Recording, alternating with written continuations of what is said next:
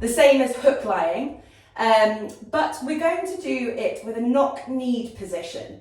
So what I want you to do before you come into the kind of knees together knock-knee position is really make sure that your feet are parallel with each other and with your hips.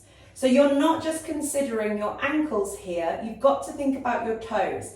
If your toes are wider than your ankles, you're going to change what happens at your hips.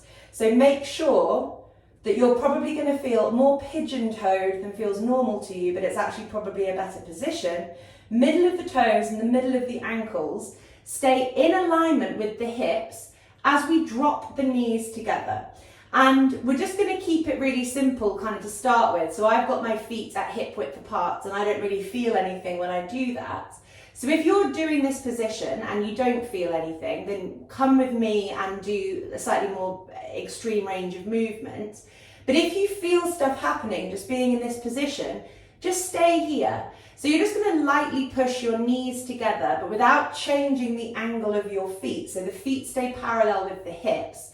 The knees are slightly pushing together. You're completely relaxed in your belly. You're completely relaxed in your hands. Palms are facing up, quite close to the side. We're going to turn this into a thoracic exercise in a second as well, so don't worry too much about that. If you feel like you cannot ground through your lower back, your ribs, etc., you've always got those pillows there that you can put under your head. There shouldn't be any spinal or upper body tension here at all, and hopefully you'll notice that sort of reduce if you do have some as we go through the exercise. So I can actually feel like a little bit of wobbling happening in my hips just being in this position, so I probably could stay here and it would do me some benefit, but I'm going to walk my feet out wider, but I'm only taking my feet out as wide as I can, keeping the feet parallel, so we're still feeling like pigeon-toed slightly in the feet, and I'm still keeping my knees together, and there is no reaction in my pelvis as I took my feet wider.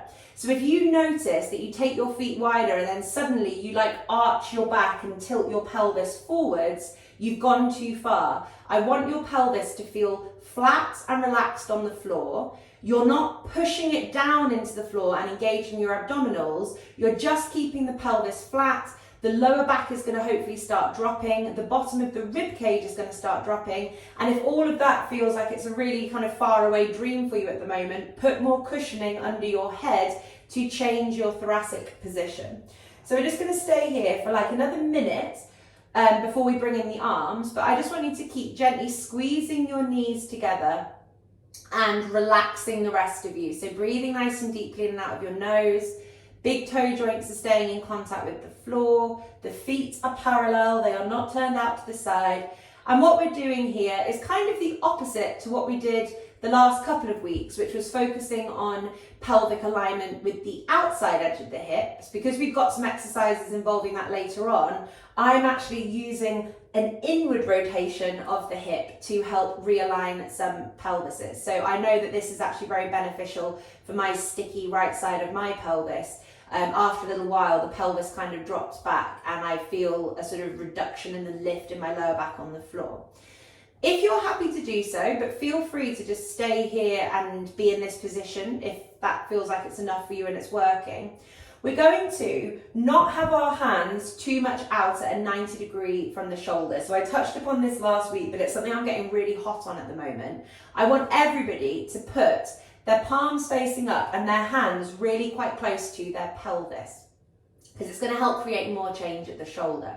You're going to spread your fingers wide, and I want you just to push backwards down into the floor with the backs of your fingers and your hands, the backs of your forearms, the backs of your upper arms and your shoulder blades, all whilst you're not flaring your rib cage. So if you're pushing too hard with your hands and forearms but neglecting the upper arm and the shoulder blades, you might then puff your rib cage up. The rib cage stays grounded and long. The lower back stays flat, the pelvis stays flat, the breath is relaxed, the belly is relaxed, the knees are very gently kind of touching together, and what we're trying to do is push down into the floor with all of our fingers, the palms of our hands, the backs of our wrists, our forearms, our upper arms, and our shoulder blades. So we are recruiting this kind of posterior chain of muscles that runs up the back of the arms, into the back of the shoulders, and into the mid-back. Very, very good for hunchy desk postures. Focus on the breath, and you shouldn't be gritting your teeth. The neck shouldn't be getting tense. If it is, don't do the upper body portion of this exercise. Really focusing on the shoulder blades pushing back into the floor, the upper arms pushing back into the floor, to make sure that we are waking up the kind of back and that you're not just pushing in with your hands and your forearms. We're going to stay here for about another 40 seconds. So you can put your feet out a little bit wider if you want a little bit more rotation of the hip. Hopefully you're kind of not in pain, but you might be sensing that things feel like they're kind of clunking into place a little bit more in your pelvis and in your lower back. And we're pushing down with spread active hands, backs of the wrists, forearms, upper arms, and shoulder blades push down, all while the rib cage stays relaxed on the floor. There's no flaring of the ribs in this position. And if you are flaring your ribs in this position, we're going to finish today with an exercise that will hopefully work in your favour in that regards, in terms of thoracic and lumbar flexion. Okay, cool. We're going to stay in this position, but now